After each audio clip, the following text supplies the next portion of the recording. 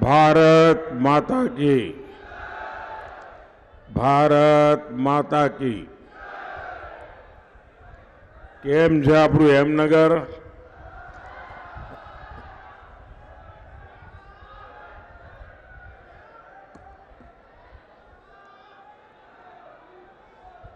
એ ભાઈ મીડિયા વાળા તો ઉભા રહેશે, તમે ક્યાં એમને બેસાડો છો?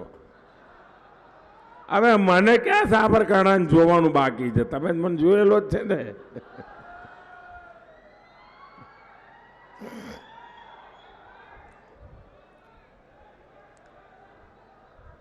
કેટલાય દશકાઓથી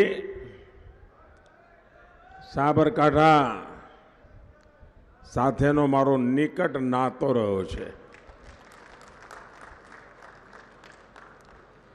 પેઢીઓ બદલાઈ ગઈ, રંગરૂપ બદલાઈ ગયા, પણ સાબરકાંઠાનો પ્રેમ એવો ને એવો મારા પર રહ્યો છે.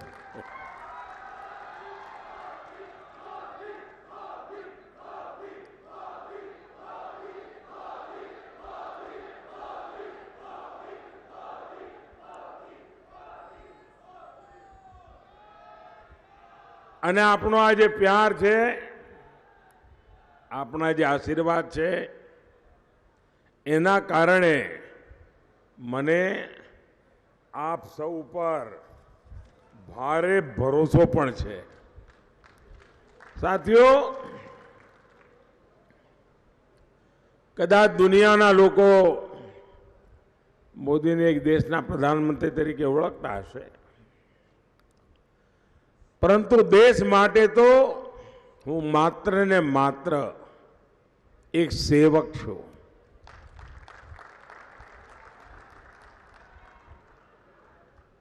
દેશવાસીઓ માટે સેવાનું વ્રત લઈને નીકળેલો, આપના માટે ખપી જનારો અને સદાય તમારો સાથી. અહીંયા અનેકોને હું નામથી બોલાવી શકું અને અનેકોએ મને કહી ગયે, નરેન્દ્રભાઈ ઉભા રહો ને જરા. એવો આપણો નાતો, અને એ જ શક્તિ છે જે શક્તિને લઈને આપણે આગળ વધી રહ્યા છીએ. અનેક વાર આવ્યો છું, પરંતુ આજે હું આપની પાસે કંઈક માગવા માટે આવ્યો છું. સરકારી કામોમાં આવું તો કંઈ ને કંઈ આપવા માટે આવું, કંઈ યોજના લઈને આવું, કંઈ શિલાન્યાસ હોય, ઉદ્ઘાટન હોય, પરંતુ કોક વાર તો માગવા આવવું જોઈએ ને. અને મને તમારા આશીર્વાદ જોઈએ છે, જેથી કરીને 140 કરોડ દેશવાસીઓ જે સપના લઈને જીવી રહ્યા છે, એ સપનાને સાકાર કરવામાં હું કોઈ પાછી પાની ના કરું, મારી કોઈ ઉણપ ન રહી જાય. અને એના માટે મને મજબૂત સમર્થન જોઈએ. સંસદમાં મને ગુજરાતના બધા જ સાથીઓની જરૂર છે. દેશ ચલાવવા માટે મને સાબરકાંઠાએ જોઈએ ને મહેસાણાએ જોઈએ. અને મને પૂરી ખાતરી છે કે આપ સૌ 7મી તારીખે અભૂતપૂર્વ મતદાન કરીને પ્રત્યેક પોલિંગ બૂથમાં વિજય પ્રાપ્ત કરવાના સંકલ્પ સાથે ભારતીય જનતા પાર્ટીને વિજયી બનાવશો, એવી मैंने पूरी श्रद्धा है. भाइयों और बहनों, 2014 में जब आपने मुझे दिल्ली भेजा तो कोई छोटे मोटे काम करने के लिए थोड़ा भेजा था. आपने मुझे चुनौतियों को चुनौती देने के लिए भेजा था, चुनौतियों को टालने के लिए नहीं, चुनौतियों से टकराने के लिए भेजा था। और इस मिट्टी में वो ताकत है। दुनिया ने महात्मा गांधी में वो ताकत देखी थी। देश ने सरदार वल्लभ भाई पटेल में वो सामर्थ्य देखा था। इस मिट्टी में वो ताकत है जिसने मुझे पाला पोसा बड़ा किया। और मैं आपके द्वारा दिए गए संस्कारों से, आपके द्वारा दी गई शिक्षा से आज देश की सेवा करने में दिन रात खपाता रहता हूं। आज मैं संतोष के साथ कह सकता हूं कि मैंने कोई कोर कसर बाकी नहीं छोड़ी। ये कांग्रेस के लोग देश को डराते थे कि राम मंदिर बनेगा तो देश में आग लग जाएगी। राम मंदिर बना कि नहीं बना? शान से बना कि नहीं बना? प्रभु राम की प्राण प्रतिष्ठा हुई कि नहीं हुई? क्या कहीं कोई आग लगी क्या? कहीं तू मैं भी हुआ क्या? देश भर के लोगों ने मिलकर के उस उत्सव के रूप में मनाया कि नहीं मनाया? यानी कांग्रेस के लोग जमीनी हकीकतों से कितने कटे हुए हैं और अपनी वोट बैंक की राजनीति के लिए किस प्रकार से लोगों को भयभीत रखते हैं, डराते रहते हैं, इसका एक उत्तम उदाहरण है। देश में कोई आग नहीं लगी, लेकिन कांग्रेस के दिलों में जो आग लगी है वो कोई बुझा नहीं सकता। आप कल्पना कीजिए, देश आजाद होने के दूसरे दिन प्रभु राम का मंदिर बनना शुरू होना चाहिए था, लेकिन नहीं हुआ। देश को लड़ाई लड़नी पड़ी। 70-75 साल तक उसको रोकने के लिए कांग्रेस ने लगातार कोशिश की, अदालत में भी कोशिश की, बाहर भी की, कानून बदले ताकि राम मंदिर बने नहीं। लेकिन आखिरकार न्यायालय ने निर्णय दिया, बेटा आप वो फोटो मैंने देख लिया, बैठ जाइए, पीछे लोगों को परेशान कर रही हो आप बैठ जाइए। उन्होंने जो राम मंदिर के ट्रस्टी हैं, उन्होंने सब चीजें माफ कर दी। जिन जिन लोगों ने राम मंदिर का विरोध किया था, सब कुछ माफ कर दिया और माफ करके उनके घर जाके उनको निमंत्रण दिया कि आओ नए सिरे से अपन आगे बढ़ते हैं। लेकिन ये लोग देखिए, प्रभु राम के मंदिर की प्राण प्रतिष्ठा का निमंत्रण ठुकरा दिया, सिर्फ और सिर्फ अपनी वोट बैंक को खुश करने के लिए। वोट बैंक की राजनीति में ये इतने डूबे हुए हैं कि वो संतुलन खो बैठे हैं। साथियों, ये कहते थे कि जम्मू कश्मीर से आर्टिकल 370 हटेगा तो देश टूट जाएगा, देश में खून की नदियां बहेगी, न जाने क्या क्या कहते थे। यहां तक कहते थे जम्मू कश्मीर में कोई तिरंगा उठाने वाला नहीं मिलेगा। उनको पता नहीं है ये मोदी है। ये उसको डराने के खेल बंद कर दो भाई। आप बताइए, आर्टिकल 370 हटा कि नहीं हटा? जरा थक डंग गए हो तो जरा जिंदा होकर के जवाब दो। क्या आर्टिकल 370 हटा कि नहीं हटा? आपको गर्व हुआ कि नहीं हुआ? क्या देश में कहीं खून की नदियां बही?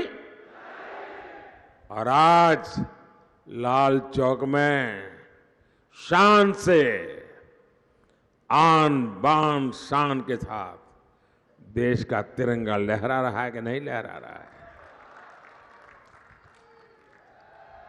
साथियों, 10 साल पहले तक देश आतंकवाद की आग में जल रहा था और कांग्रेस, पता था पड़ोसी देश आतंकवादी एक्सपोर्ट कर रहा है और उनका यही बिजनेस है, आतंकवाद एक्सपोर्ट करना। और जब आतंकवादी आते थे, बहुत बड़ी घटना करते थे, मुंबई में 26/11 कर दिया, हिंदुस्तान के अलग अलग कोने में बम धमाके होते रहते थे, लोग मर रहे थे। कश्मीर में आए दिन हमारे वीर जवान शहीद होते रहते थे और उस समय की कमजोर सरकार क्या करती थी? डोजियर भेजती थी, जानकारियां, उनकी फोटो, ये सब भेजते थे, ये आपके यहां से आए थे, उन्होंने किया। और कांग्रेस पाकिस्तान से कहती थी कि बताओ भाई साहब, हम पर बम क्यों फोड़ते हो? वो भी एक जमाना था, डोजियर भेजते थे। आज का भारत आतंक के आकाओं को डोजियर नहीं, डोज देता है और घर में घुस करके मारता है।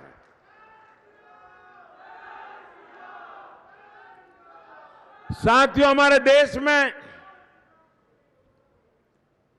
वोट बैंक की राजनीति की शिकार अगर कोई हुई तो हमारी मुस्लिम बहनें शिकार हुई। सुप्रीम कोर्ट ने निर्णय दे दिया था, ये संविधान लेके घूम रहे हैं ना शाहजादे, अगर संविधान के प्रति इतना सम्मान है तो भारत के संविधान ने बनाई हुई सर्वोच्च अदालत ने कहा था शाहबानू के केस में, लेकिन आपने सुप्रीम कोर्ट का अपमान करके कानून बना दिया और मुस्लिम बहनों को संरक्षण नहीं दिया। और 3 तलाक खत्म होने से सिर्फ मुस्लिम बहन को सुरक्षा मिली तो नहीं, पूरे परिवार को सुरक्षा मिली है। क्योंकि जब बेटी शादी करके जाती थी तब पूरा परिवार बड़े सपनों के साथ बेटी को ससुराल भेजता था, लेकिन चिंता रहती थी मुसलमान परिवार को कि कहीं दामाद 3 तलाक बोल करके बेटी को वापस न भेज दें। भाई को चिंता, पिता को चिंता, मां को चिंता, और ऐसी कितनी ही बेटियां 3 तलाक सुनकर के घर लौट आती थी। परिवार के परिवार तबाह हो जाते थे। लेकिन वोट बैंक की राजनीति के लिए इन्होंने 3 तलाक के कानून को, परंपरा को रोकने के लिए हिम्मत नहीं दिखाई। मुझे वोट बैंक की चिंता नहीं थी, मैं चुनाव की हार जीत के हिसाब से देश नहीं चलाता हूं। मैं मेरी मुसलमान बेटियों को सुरक्षा देना चाहता था और मैंने इस देश में से 3 तलाक उसको खत्म कर दिया। लाखों बहनों की जिंदगी बचाई है, लाखों परिवारों की जिंदगी बचाई है। भाई और बहनों, आपके आशीर्वाद से मोदी ने जब ये सब किया तो कांग्रेस के शाहजादे को बुखार आ जाता है, तकलीफ हो जाती है, और बुखार में इंसान कुछ भी बोल देता है। शाहजादा कह रहा है कि अगर मोदी तीसरी बार आया तो फिर देश में आग लग जाएगी। बोलो, ये पता नहीं इनके दिमाग में आग कहां से भर गई है। दरअसल कांग्रेस के सपने आग में राख हो चुके हैं।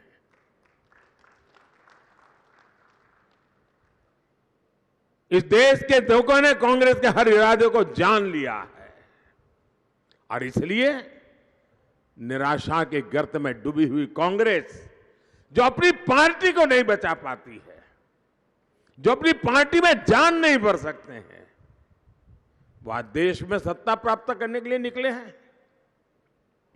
60 साल तक कांग्रेस सत्ता में रही है, लेकिन आज उनकी स्थिति लेने के देने पड़ गए हैं।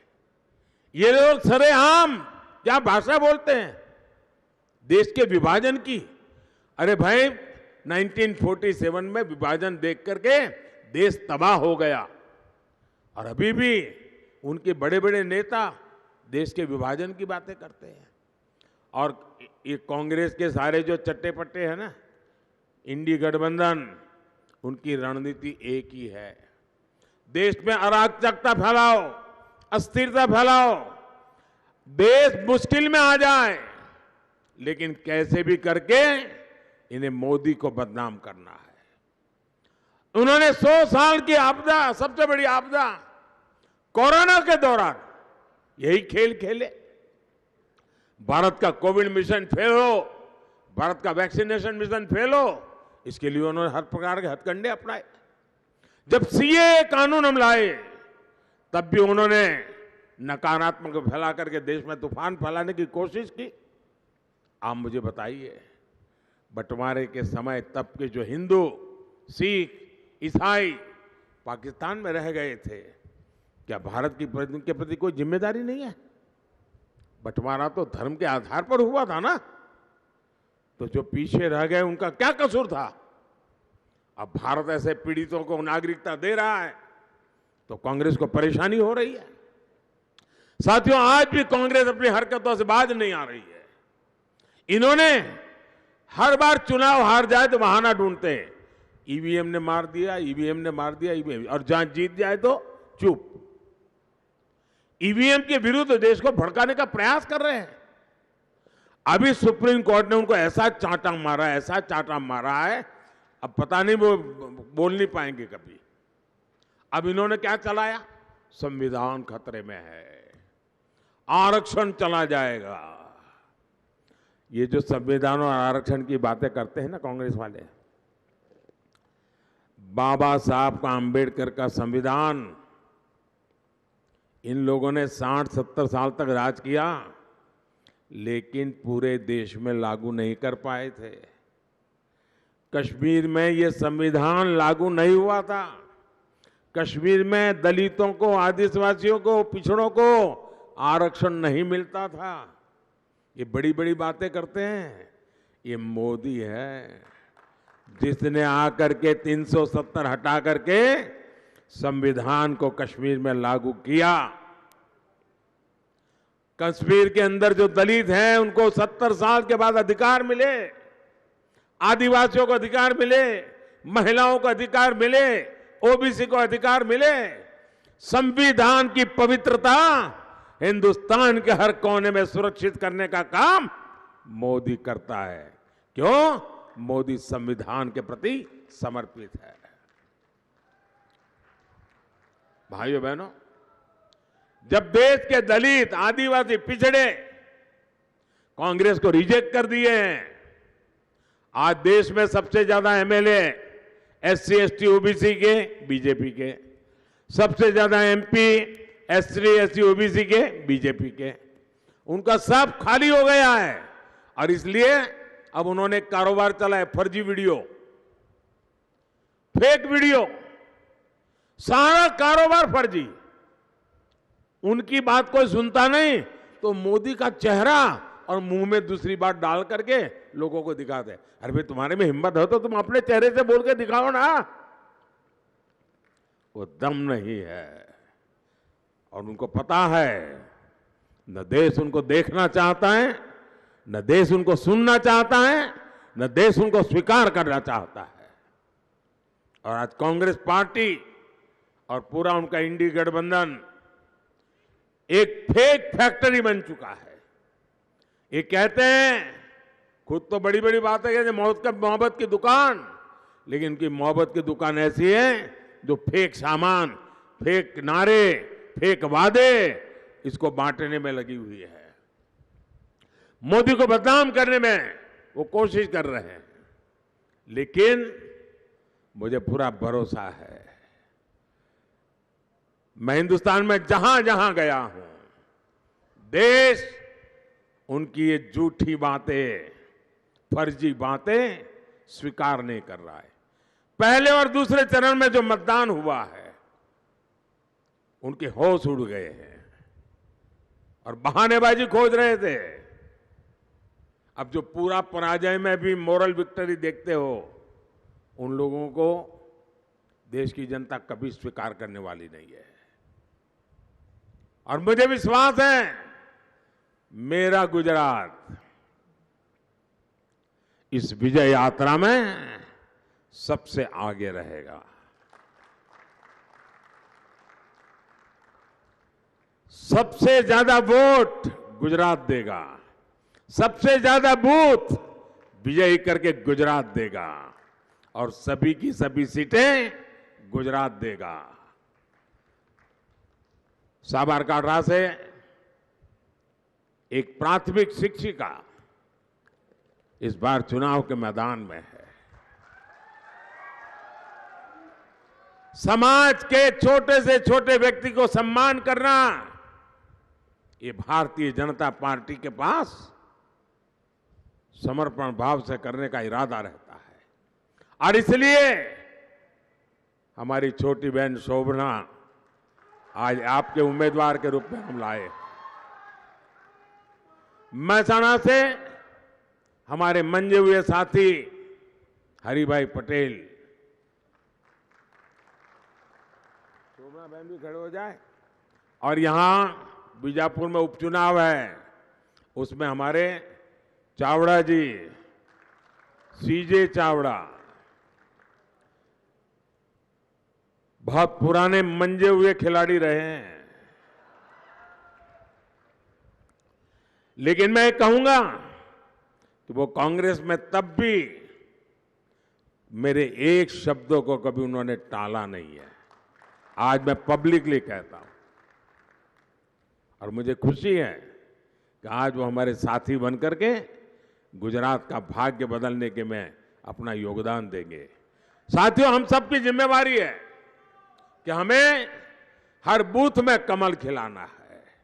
और आप ये भी पक्का मान लीजिए, जब आप इनको वोट देंगे ना, तो वोट सीधा सीधा मोदी के खाते में जाएगा। आपका हर वोट मोदी को मजबूत करेगा। और आज पूरा देश बड़े विश्वास से कह रहा है, फिर एक बार, फिर एक बार, फिर एक बार। और एक बात आपको भूलनी नहीं है, यहां हमारे भूपेंद्र भाई गुजरात के विकास के लिए जो मेहनत कर रहे हैं, नम्रता के साथ, मृदुता के साथ, ये विजय गुजरात की विकास यात्रा को भी मजबूती देने वाला है। और इसलिए भी, और भाइयों बहनों, मैं गुजरात का बहुत उज्जवल भविष्य देख रहा हूं। અને મારે પહેલા જે પહેલી વાર જે વોટર છે ને એમને જરા ખાસ વાત કરવી છે, જે લોકોને પહેલી વાર મત આપવા જવાનું છે, કારણ કે અત્યારે જે પહેલી વાર વોટ આપવા જશે ને એમને તો ખબર જ નહીં હોય કે એમના મા બાપ કેવી મુસીબતમાં જીવતા હતા। કાચા રોડ હોય, હોસ્પિટલ ના હોય, હોસ્પિટલ હોય તો ડૉક્ટર ના હોય, હોસ્પિટલ હોય ડૉક્ટર હોય તો દવા ના હોય। આ જે 18-20 વર્ષના જવાનિયાઓ છે ને, એમને ખબર નહીં હોય કે એમના મા બાપ જૂની સરકારોમાં કેવી મુસીબતોમાં જીવતા હતા. જે 18-20 વર્ષના મતદાતાઓ છે એમને એ ખબર નહીં હોય કે આ મોદી સાહેબને તમે દિલ્હી મોકલ્યા એ પેલા દેશની શું દશા હતી. તમે જોયું હશે બધે ચોરે ને ચૌટે એક સૂચના જોવા મળતી હતી. યાદ હશે બધા જૂના લોકોનું કઈ ચાલે યાદ આવશે. કોઈ પણ બિનવારસી ચીજ દેખાય તો હાથ અડાડવો નહીં. બિનવારસી ચીજ દેખાય તો દૂર રહેવું. ક્યાંય બિનવારસી બેગ દેખાય તો પોલીસને જાણ કરવી. કોઈ બિનવારસી ટિફિન દેખાય કેમ તો દેશમાં ક્યાંય પણ બોમ્બ ભડાકો થશે એવું દેશ ભાઈમાં જીવતો હતો. આ મોદી સાહેબને આયા પછી આ બિનવારસી બધું શું થયું ભાઈ? બંધ થઈ ગયું કે ના થઈ ગયું? એનો અર્થ એવું કહે છે એ વૃત્તિના લોકો છે એમની વૃત્તિ નહીં ગઈ હોય પણ એમને ખબર છે કે મોદી સાહેબ છે ત્યાં સુધી નહીં કરાય. અને એટલા માટે ભાઈઓ બહેનો 18 વર્ષની ઉંમરના બાળકો જે છે ને જવાનિયાઓ એમને આ જોવા જેવું છે. તમે પહેલા છાપું ખોલો ને તો ભ્રષ્ટાચારના સમાચારો આવતા હતા. પહેલા જ્યારે છાપું ખોલો ને ભ્રષ્ટાચારના સમાચારો આવતા હતા. આટલા ગયા, આટલા લૂંટાયા, આટલા ગયા. આજે કયા સમાચાર આવે છે? આટલા પકડાણા, નોટો ગણતા ગણતા મશીન થાકી ગયા એવું આવે છે. આવે છે કે નથી આવતું? હવે આ બધે પકડું તો પછી તકલીફ તો થાય ને ભાઈ. તો પછી મોદીને હટાવવા માટેના કારસા તો રચે કે ના રચે? તો મારી રક્ષા કોણ કરે? મારી રક્ષા કોણ કરે? કોણ કરે? અરે મારા દેશનો એક એક નાગરિક કરે. આ મારા ગુજરાતનો વાલો ભાઈ કરે, મારો બહેન કરે. ભાઈઓ બહેનો, એક જમાનો હતો ઉમરગામથી અંબાજી સુધી આખા આદિવાસી પટ્ટામાં વિજ્ઞાનની શાળા જ નહોતી. બોલો, આ બધા આટલી બધી વાતો કરે છે ને આરક્ષણની. વિજ્ઞાનની શાળા જ નહોતી. તો આ મારો આદિવાસી છોકરો વિજ્ઞાનની શાળામાં ના ભણે તો એન્જિનિયર ને ડોક્ટર ક્યાંથી થાય ભાઈ? ગુજરાતમાં મોદી મુખ્યમંત્રી બન્યા પછી પહેલી વાર આદિવાસી પટ્ટાની અંદર વિજ્ઞાનની શાળાઓ શરૂ થઈ. અને આજે તો મેડિકલ કોલેજો આદિવાસી પટ્ટામાં છે. આજે યુનિવર્સિટીઓ આદિવાસી પટ્ટામાં છે. વિકાસ કેમ કરાય? તમે વિચાર કરો સાહેબ. 4 કરોડ ઘર આપણે બનાયા. આંકડો નાનો નથી. ગરીબો જેને પાસે જિંદગીમાં 4 પેઢીથી પાકું ઘર નહીં જોયું હોય એવા પરિવારોને પાકું ઘર મળે ને. અહીંયા બધી પાકા ઘર જેને મળ્યા છે ને એ બહેનોએ આવીને મને હમણાં આશીર્વાદ આપ્યા. તમે જોયું હશે. આ પાકું ઘર મળે ને એટલે એના સપના પાકા થઈ જાય. જીવનમાં કંઈક કરવાની ઈચ્છા જાગે. છોકરાઓને ભણાવવાનું મન થાય. જિંદગી બદલાઈ જાય. અને તમને મારી વિનંતી છે, હું કહું એક કામ કહું તમે કરશો? થાકીને જ ગયા ને? કરશો? એક કામ કરજો. આ ચૂંટણીમાં તમે ગામે ગામ જાઓ ને તો કોઈ ગામમાં 1-2 લોકો કદાચ તમને એવા મળે કે હજુ ઘર ના મળ્યું હોય. કારણ કે રહી ગયા હોય. કામ કેટલાકમાં ઘર મળ્યું હોય પણ હવે છોકરો જુદો રહેવા ગયો હોય, એને ઘર ના હોય. તો એમને કહેજો કે આપણા મોદીભાઈ આવ્યા હતા અને મોદીભાઈએ કહ્યું તમે ચિંતા ના કરતા, ત્રીજી વખત સરકાર બનશે ને તમારું ઘર બની જશે. આ મારી ગેરંટી. કહી દેશો? જેના ઘરમાં ગેસનું કનેક્શન નહીં હોય મારા વતી તમે કહી જ દેજો. તમને કોરો ચેક આપી દીધો મેળો. તમે જ મારા માટે મોદી. કોઈને નળથી જળ કનેક્શન ના મળ્યું હોય કહી દેજો, ત્રીજી ટર્મમાં પાક્કું. આપ વિચાર કરો. 2-3 કામો માટે હું તમને ધ્યાન દોરવા માંગુ છું. આપણે એક યોજના બનાવી છે. કોઈ પણ સમાજનો, કોઈ પણ વર્ગનો વ્યક્તિ, ગુજરાતનો કોઈ પણ વ્યક્તિ, ગુજરાતમાં રહેનારો કોઈ પણ વ્યક્તિ તમારા ઘરમાં 70 વર્ષથી ઉપરના પિતા માતા કાકા કાકી નાના નાની કોઈ પણ હોય, અને આજકાલ તો હોય છે જ, પરિવારમાં વડીલો હોય છે, પરંતુ ખાવા પીવામાં કોઈ છોકરાને તકલીફ ના પડે, મા બાપને ખવડાવે પીવડાવે શાંતિથી રાખે પણ ખરા, પણ જો બીમારી આવી જાય તો છોકરો ગમે તેટલી મહેનત કરતો હોય ને પણ એના ટાંટિયા ના મળે બિચારાના. કારણ કે એક બાજુ છોકરા મોટા કરવાના હોય, છોકરાની ચિંતા હોય, એમને ભવિષ્ય જોવાનું હોય, બીજી બાજુ મા બાપ માંદા પડી જાય તો શું કરવું. તો મોટો બોજ જે 35, 40, 50, 55 વાળી ઉંમરના ભાઈઓ છે એમના ઉપર પડે. અને એટલે જ આ મોદીએ નક્કી કર્યું છે કે 70 વર્ષથી ઉપરનો કોઈ પણ નાગરિક એની હવે બીમારી હોય તો એના ઈલાજ કરવાની જવાબદારી આ દીકરાની. એને હવે તમારે ખર્ચો ભોગવવાનો નહીં, એ જવાબદારી મોદીની. હવે આ વાત તમે ઘરે ઘરે પહોંચાડો, એમને કહો કે આ કામ કર્યું છે. મારે બીજું કામ કરવું છે. મારે તમારું વીજળી બિલ 0 કરી દેવું છે. મારે તમારું પેટ્રોલનું બિલ 0 કરી દેવું છે. તમને થશે કે આ શું થયું છે આજે સાહેબને, પણ વાતો હવામાં નથી સાહેબ. આપણી પાસે યોજના છે.